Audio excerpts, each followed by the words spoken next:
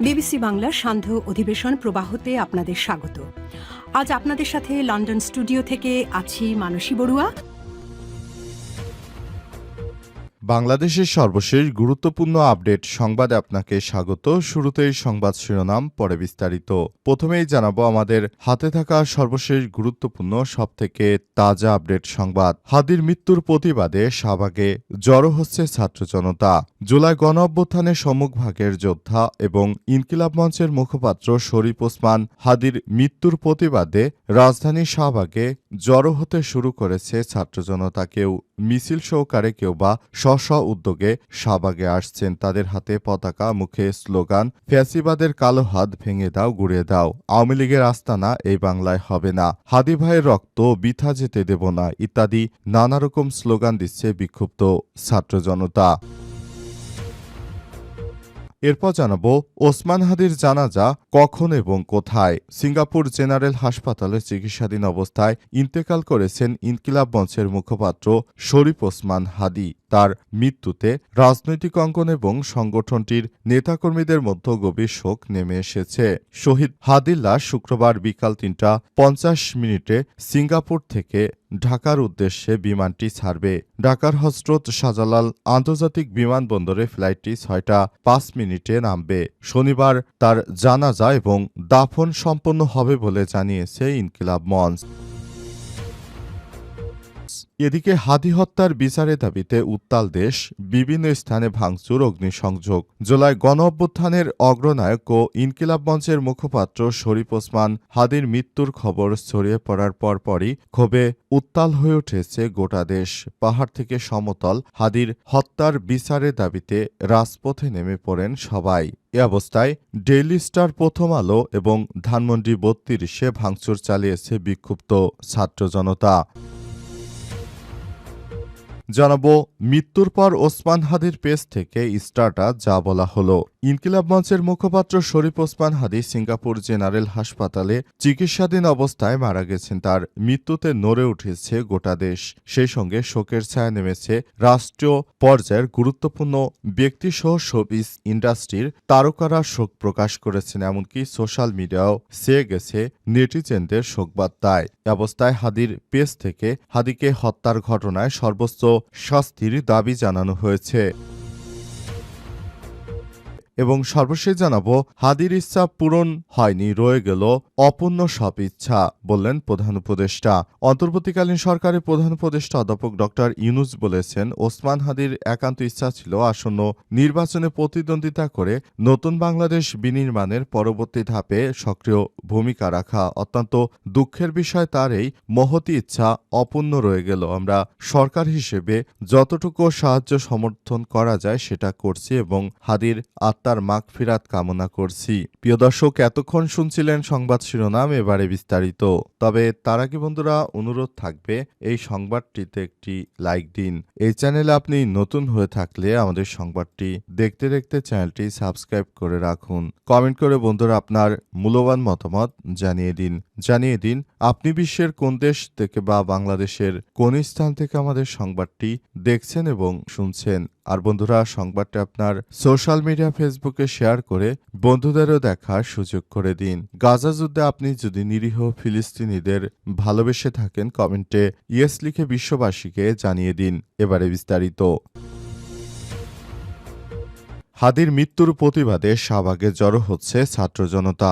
জুলাই গণ অভ্যুত্থানের সম্মুখভাগের যোদ্ধা ও ইনকিলাব মঞ্চের মুখপাত্র শরীফ ওসমান হাদির মৃত্যুর প্রতিবাদে রাজধানী শাহবাগে জড়ো হয়েছে লাখ লাখ ছাত্র জনতা। কেউ মিছিল সহকারে, কেউ বা স্ব উদ্যোগে শাহবাগে আসছেন। তাদের হাতে থাকা পতাকা, মুখে স্লোগান, ফ্যাসিবাদের কালো হাত ভেঙে দাও, গুড়িয়ে দাও, আওয়ামী লীগের আস্তানা এই বাংলায় হবে না, হাদি ভাইয়ের রক্ত বৃথা যেতে দেব না স্লোগান দিচ্ছে বিক্ষুব্ধ ছাত্র জনতারা। তারা বিভিন্ন জায়গা থেকে শাহবাগে আসছেন। আজ ৮টার দিকে দেখা যায় রাজধানীর বিভিন্ন জায়গা থেকে শাহবাগে ছাত্র জনতা জড়ো হচ্ছে।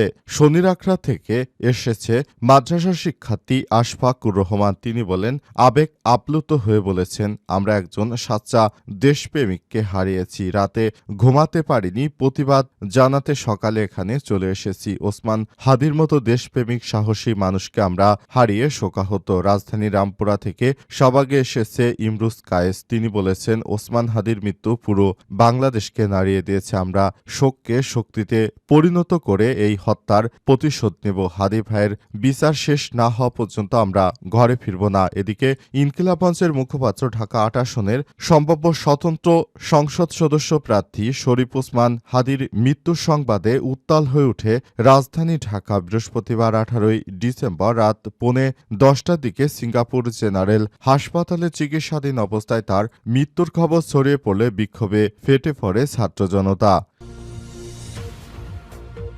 ওসমান হাদির জানাজা কখন এবং কোথায়? সিঙ্গাপুর জেনারেল হাসপাতালে চিকিৎসাধীন অবস্থায় ইন্তেকাল করেছেন ইনকিলাব মঞ্চের মুখপাত্র শরীফ ওসমান হাদি। তার মৃত্যুতে রাজনৈতিক অঙ্গন এবং সংগঠনটির নেতাকর্মীদের মধ্যে গভীর শোক নেমে এসেছে।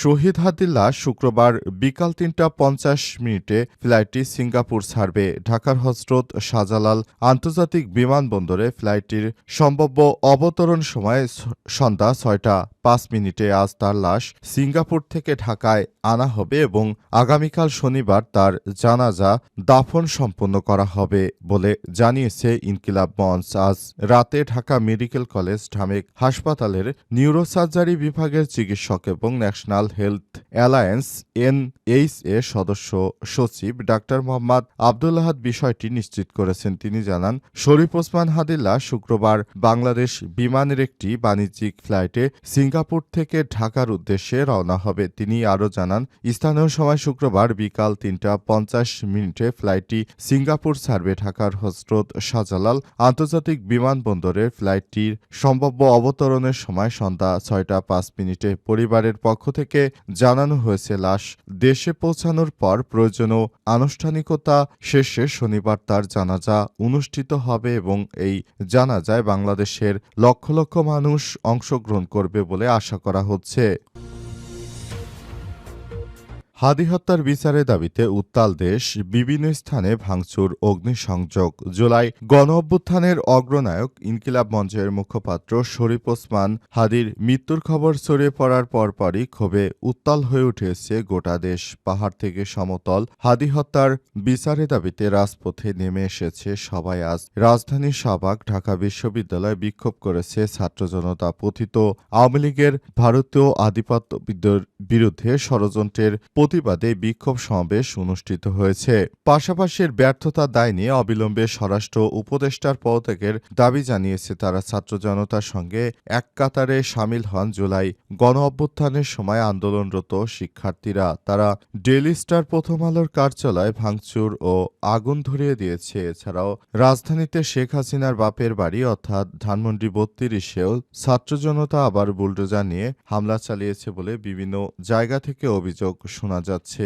এসব বিষয়গুলো ছাত্র জনতা বলছে তাদের প্রিয় ওসমান হাদি ভাইকে যারা হত্যা করেছে এখনো তারা বাইরে রয়েছে। প্রশাসন কি করে, প্রশাসন জবাব চাই ইত্যাদি নানা রকম তারা স্লোগান দিচ্ছে। তখন সেনা সদস্য এবং ফায়ার সার্ভিসের লোকজন এসে পরিস্থিতি নিয়ন্ত্রণে আনার চেষ্টা করে। এই ঘটনার পরই পুরো দেশের মধ্যে অবস্থা আরও বেশি সংকট ছড়িয়ে পড়ে। দেশের প্রতিটি জায়গায় জায়গায়, বাংলাদেশের প্রতিটি জায়গায় জায়গায় সমস্যা ছড়িয়ে পড়ে। পুরো দেশের মানুষ এখন শরীফ ওসমান হাদির মৃত্যুর ঘটনায় তারা কোনোভাবেই নিজেদেরকে আর কন্ট্রোল করতে পারছে না। সবাই এমন একজন সাচ্চা দেশপ্রেমিক মানুষের মৃত্যুতে ভেঙে পড়েছে।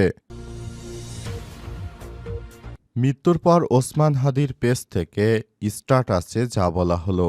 ইনকিলাব মঞ্চের মুখপাত্র শরীফ ওসমান হাদি সিঙ্গাপুর জেনারেল হাসপাতালে চিকিৎসাধীন অবস্থায় মারা গেছে। তার মৃত্যুতে নড়ে উঠেছে গোটা দেশের সঙ্গে শোকের ছায়া নেমেছে রাষ্ট্রীয় পর্যায়ে। গুরুত্বপূর্ণ ব্যক্তিসহ শোবিজ ইন্ডাস্ট্রির তারকারা শোক প্রকাশ করেছেন। এমনকি সোশ্যাল মিডিয়ায়ও ছেয়ে গেছে নেটিজেনদের শোকবার্তায়। ওসমান হাদির মৃত্যুর খবর ছড়িয়ে পড়তেই বিক্ষোভে উত্তাল হয়ে উঠেছে দেশ। পাহাড় পাহাড় থেকে সমতল সর্বত্র জায়গায় তার হত্যায় জড়িতদের বিচারের দাবির কথা বলা হয়েছে বৃহস্পতিবার রাতে রাজধানী শাহবাগ ও ঢাকা বিশ্ববিদ্যালয় সব দেশের বিভিন্ন জায়গায় বিক্ষোভ শুরু হয়। এবার ওসমান হাদির মৃত্যুতে তাকে হত্যাকারীর বিচারের দাবি জানানো হলো তারই নিজের সোশ্যাল মিডিয়া ফেসবুক পেজ থেকে। আজ ভোর ৫টায় ওসমান হাদির পেজ থেকে এক স্ট্যাটাসে বলা হয়, খুনি যদি জাহান্নামেও থাকে জাহান্নাম থেকে এনে আমাদের সামনে হাজির করতে হবে। আমরা বাংলাদেশের